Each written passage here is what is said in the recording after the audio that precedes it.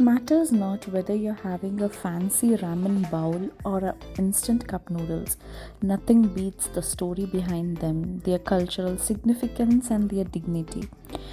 Instant noodles or Maggi noodles is a dish which everyone loves to eat and relish given any time of the day. And when I created this recipe, my family simply loved it and enjoyed it. So I thought of sharing it with you guys. So check it out. For this, I have taken an open pan, and to this I'm adding some oil, and I have taken around 1.5 medium size of finely chopped onions, and I'm going to fry them nicely in the oil. You can see that the onions are changing color, so I want a darker brown shade. Almost I wanted to give a burnt flavor to my noodles.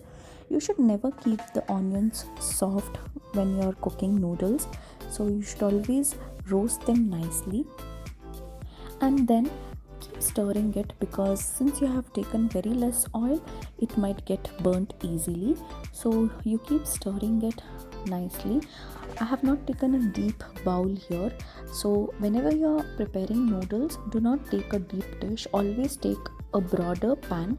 You can see that the onions have turned dark brown, and here I have added few chunks of frozen chicken which I had in my freezer. It's ready made, you can get it anywhere.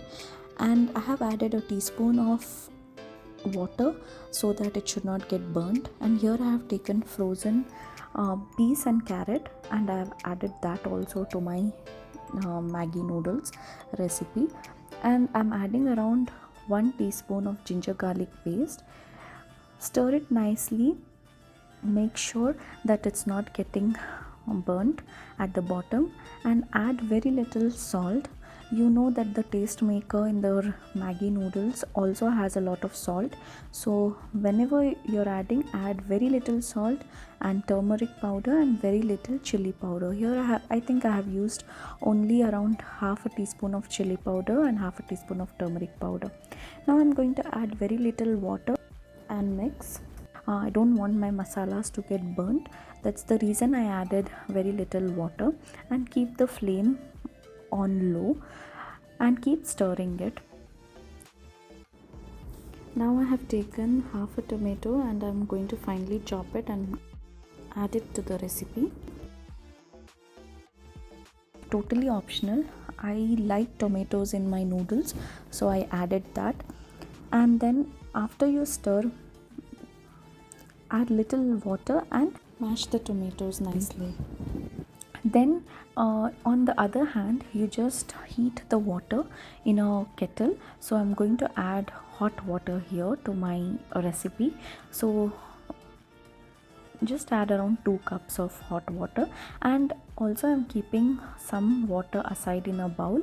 I always dissolve the Tastemaker powder into the bowl because I don't want to add the masala directly to my noodles.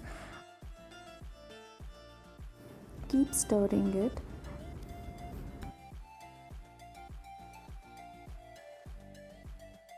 I took around 2 packets of masala noodles, so these noodles I'm adding it. Some people add the whole block as it is, but I do not. I always break the noodles and add, and keep stirring it intermittently. And then you can see that the noodles are 80% cooked now, and at this point I'm adding the dissolved masala. See, if you add the masala directly to the hot boiling water, the masala will end up in small lumps. So to avoid this, I always dissolve it, and then I have added spring onions and chopped coriander leaves here. Mix nicely.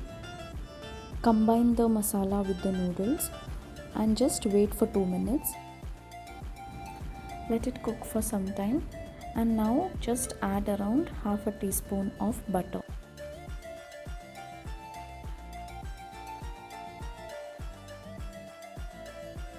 So here the noodles are done. Let us serve now. So I'm going to take it in a bowl serving dish. So you can see how well my noodles have come out. They are not sticking to each other. You can see here that each noodle strand is separated from the other noodle strand, so they are not sticky and mushy. They have really come out well, guys.